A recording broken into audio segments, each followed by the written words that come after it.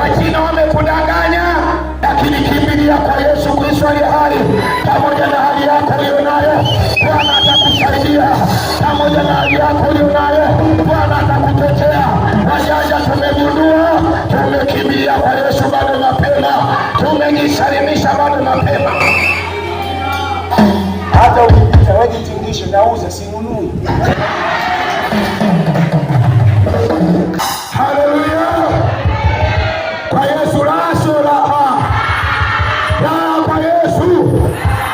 Ndio tunakualika kwa Yesu mchana wa leo. Milango bado haijafungwa. Yesu bado anaalika watu. Yesu bado anataka watu. Milango haijafungwa. Mwanadamu aliyezaliwa na mwanamke, siku zake za kuishi sio nyingi. Ndio mlioingia kanisani hapa tunasoma kwenye Biblia huko, watumishi wa Mungu watu walikuwa wanaishi miaka 900. Tuwashumu walikuwa wanapelekwa shule wana miaka mingapi? Labda 100. Sasa katikati yetu kuna mtu mwenye 100. Hamna. Ona tulivyochoka. 50, 30 tu hoi. Kontua zile. Yaani ukiona kontua zimeshaanza mpendwa, jioni hiyo.